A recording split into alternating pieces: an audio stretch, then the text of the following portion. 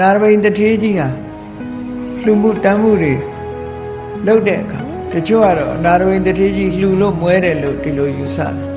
မဟုတ်ပါဘူးနာရဝိန်တထေးကြီးဟာတခါတော့ကလှူဒန်းမှုတွေကတော့အလွန်ရဲရဲရောရောလှူဒန်းတာပဲသူလှူဒန်းမှုကဆိုပါတော့ဇေရွန်ကျောင်းကြီးကိုလှူဒန်းတဲ့အခါမှာရေဈေးကိုကခဏတဲ့ပို့ပြီးတော့များတယ်လို့ပြောဒီကနေ့ခေတ်မြေဈေးတဲ့စမတန်များတာမြေကိုဝယ်တဲ့အခါမှာဈေးနှုန်းဖြတ်ရတာဘယ်လိုဖြတ်ရတော့ဆိုအလုံးသိကြတဲ့အတိုင်းပဲရွှေတင်းကားတွေမြေကြီးပေါ်ခင်းပြီးတော့ဝယ်ရတာအဲ့ဒီမြေဈေးကရွှေတင်းကားတွေတပြားနဲ့တပြားအစွန်ချင်းထိနေအောင်မြေတစ်ခုလုံးပေါ်မှာရွှေတင်းကားတွေခင်းပြီးအဲ့ဒီပမာဏနဲ့မြေကိုဝယ်ရတာဖြစ်တယ်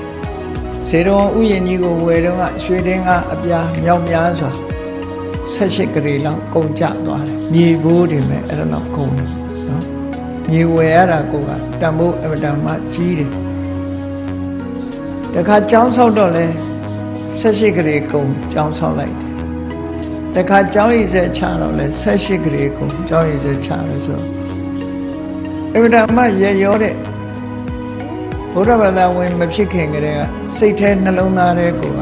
အလွန်လှူဒန်းမှုဝါသနာပါတယ်သူထတ္တလို့ခေါ်တဲ့အနာရဝိန်တထေးကြီးဟာရဲရဲရောရောနဲ့အခုလိုဒါနကောင်းမှုကိုလုပ်တာ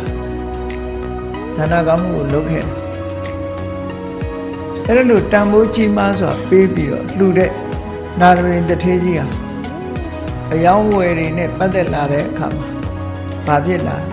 ထုံးစံအတိုင်းပေါ့ခေတ်ဆိုတာအယောင်းဝယ်ကောင်းတဲ့အခါကောင်းတယ်မကောင်းတဲ့အခါမကောင်းဘူးတဘာဝဘေးရန်အန္တရာယ်တွေကလည်းရှိတယ်သူစုဆောင်းထားတဲ့ငွေတွေရှေးခေတ်တုန်းကတော့ဘဏ်တွေဘာတွေမှာထားတာမဟုတ်ဘူးမြေကြီးထဲမြုပ်ထားအဲ့တော့မြေကြီးထဲမှာလူမသိသူမသိသူ့ရဲ့ပိုင်ဆိုင်တဲ့မြေခြံတွေထဲမှာမြုပ်ထားရနေတယ်မြေရင်နဲ့နီးတော့မြေတိုက်စားရေကဘာထဲမှာပါသွားတာလေသူ့ရဲ့မြုပ်နှံထားတဲ့ပစ္စည်းတွေဆုံးရှုံးသွားတာကတခြားရမယ်ကြွေးတွေကိုကြွေးယူတဲ့လူတွေကလာပြီးမဆက်လို့ကြွေးတွေကပြန်မရနိုင်တာကြောင့်အကြက်တဲဖြစ်သွားတာဟာတခုလို့အဲ့ဒါလို့စုဆောင်းထားတဲ့ငွေကြေးတွေဆုံးရှုံးသွားတာရဲ့မြေကြီးထဲမြုပ်ထားတဲ့ငွေကြေးတဏှတွေရေကဘာပြိုတော့ပါသွားတာရဲ့ကြွေးတွေပြန်မရတာရဲ့ဒါကြောင့်မို့လို့အနာရဝိန်တထေးကြီးဟာတခါတော့ဆင်းရဲသွားတယ်ဆိုတာ